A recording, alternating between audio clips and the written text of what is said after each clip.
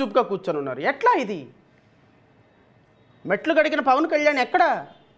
సనాతన ధర్మకారి పవన్ కళ్యాణ్ ఎక్కడ? అన్న అపాలజెటిక్ సనాతని ఎక్కడున్నాడు? Where is he? కనపడుట లేదు. ఒక పెద్ద బోర్డు వేశారు. ఎక్కడ కనపడతారయ్యా అంటే, కనపడితే ఫ్లైట్లో కనపడతాడు, లేకపోతే గెస్ట్ హౌస్లో కనపడతారు. కనపడితే మాదాపూర్లో కనపడతారు, లేకపోతే ఏపీ సెక్రటేరియట్ ఛాంబర్లో తలుపులు వేసుకొని కనపడతారు. ఎక్కడుంది ప్రజా పరిపాలన మీకు? ఎక్కడున్నారు ప్రజల్లో మీరు? నిన్న జరిగింది చిత్తూరు జిల్లాలో పాప మరణం, చిన్న పాప. ఏమైంది? ఎందుకు ఆ పాపను పరామర్శించలేదు? ఎందుకు ఆ కుటుంబాన్ని పరామర్శించలేదు? నేను ఇంకొక విషయం చెప్పిన తర్వాత మెయిన్ సబ్జెక్ట్లోకి వస్తా. ఈ రాష్ట్రంలో ఒక కొత్త పరిపాలన స్టార్ట్ అయింది. ఇంతకుముందు అంటే ఎంత తెలివిగా ఉంటారు అంటే నాయకులు, రాజకీయ నాయకులు, పోలీసులు.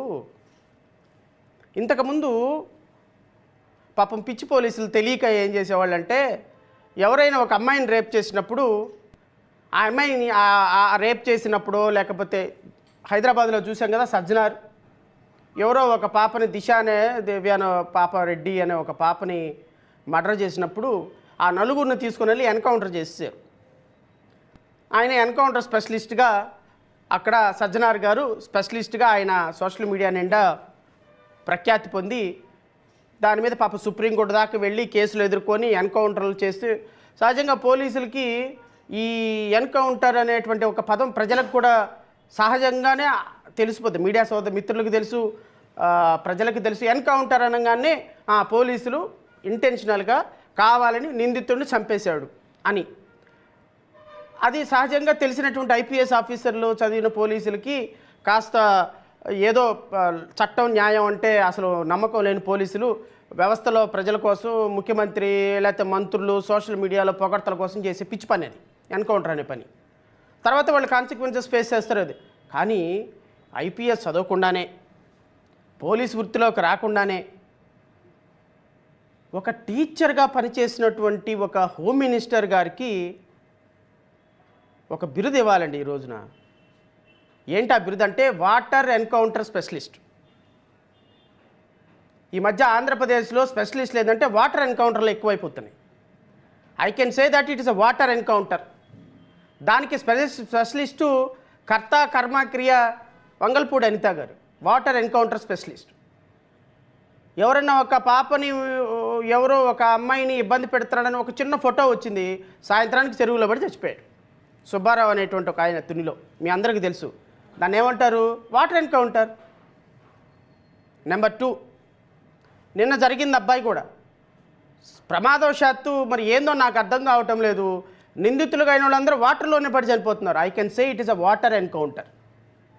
అనిత గారు అనుకుంటున్నారు, పాపం మీడియా ముందుకు వచ్చి ఆవిడకి ఇంకొక బిరుదు కూడా ఇవ్వాలి. వాటర్ ఎన్కౌంటర్ స్పెషలిస్ట్తో పాటుగా CEO ఆఫ్ హెరిటేజ్ ఫుడ్స్ అనే బిరుదు కూడా ఇవ్వాలి. ఏమ్మా అనిత గారు, తెలుగుదేశం పార్టీ అధికారిక మీడియాలో తెలుగుదేశం పార్టీ ఆఫీస్లో కూర్చొని వెనకాల తెలుగుదేశం పార్టీ జెండాను పెట్టుకొని ఒక హోమ్ మినిస్టర్, 5.5 కోట్ల మంది ప్రజలకి నేను లా అండ్ ఆర్డర్ అందిస్తానన్న హోమ్ మినిస్టర్, 5.5 కోట్ల మందికి ఇంక్లూడింగ్ ఈ రాష్ట్రంలో ఉన్న ప్రతి వైసీపీ కార్యకర్తకు కూడా మీరే హోమ్ మినిస్టర్. ఆ మాట గుర్తుపెట్టుకోండి అమ్మా. ఈరోజు అధికారం వచ్చింది కానీ ఎగిరెగిరి పడుతున్నారు. ఒకరోజు అధికారం పోద్ది. అధికారం పోయిన తర్వాత ఏమవుతుందో తెలుసా మేడం? శంకరగిరి మాన్యాలు ఓచలు లెక్క పెట్టుకుంటూ కూర్చోవాలి. ఈరోజు మీకు అధికారం ఉంది కదా అని వాటర్ ఎన్కౌంటర్లు చేస్తున్నారు. అధికారం అట్లా మారింది, ఏమైందో చెప్తా. అధికారం అట్లా మారగానే సుబ్బారావు గారి కూతురు వస్తుంది. ఏమని వస్తుంది?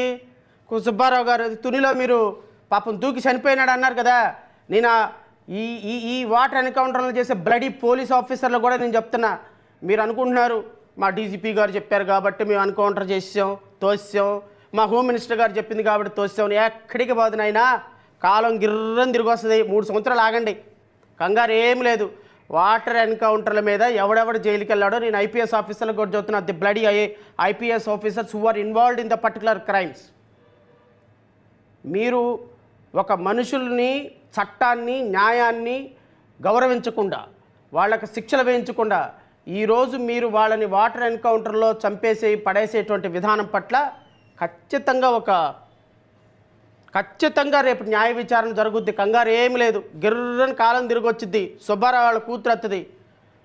హోమ్ మినిస్టర్ అనిత,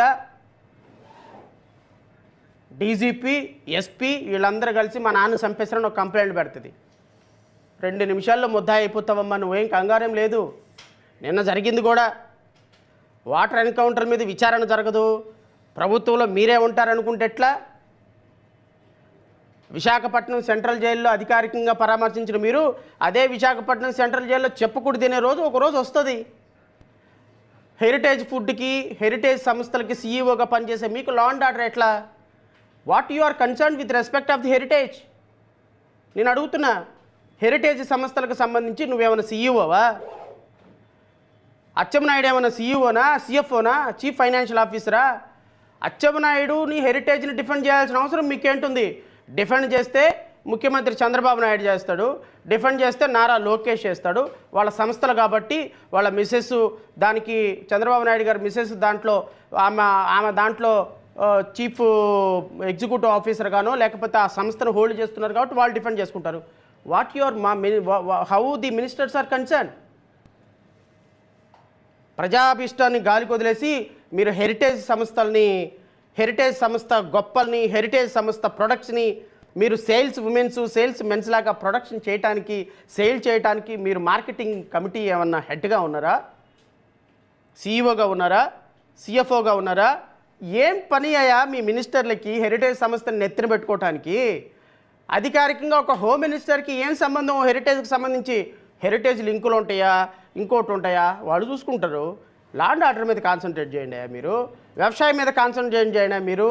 విద్యాశాఖ, వ్యవసాయ శాఖ మంత్రి అచ్చెన్నాయుడు వ్యవసాయ శాఖ మంత్రి కాన్సన్ట్రేట్ చేయవా? హెరిటేజ్ మీద నువ్వెందుకు గుండెలు బాదుకొని ఆ అసెంబ్లీలో గుండె నొప్పి వచ్చి పోతాయేమో అనిపించింది నాకు నీ ఆవేశం చూస్తే. ఎందుకు అంత ఆవేశం మనకి?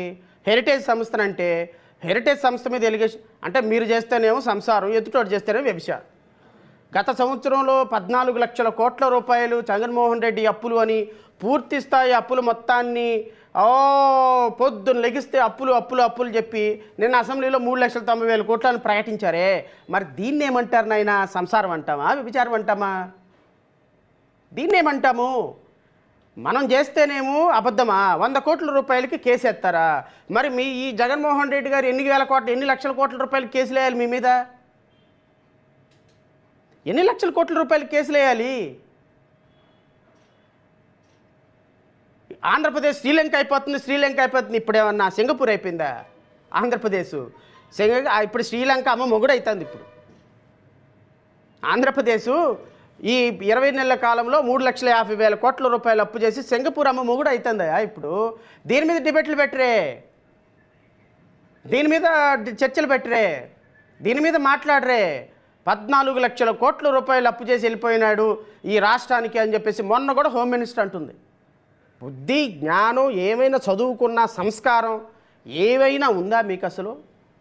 మీరు మాట్లాడితే తప్పు, మీరు మాట్లాడిందంతా ఒప్పు, మీ మీడియా రాసిందంతా కరెక్టు. ఎదుటి వాళ్ళు ఎవరైనా మాట్లాడితే 100 కోట్లకు పరువు నష్టం దావా? హెరిటేజ్ మీద ఎవడైనా ఒక చిన్న మాట మాట్లాడితే మంత్రులు వన్ బై వన్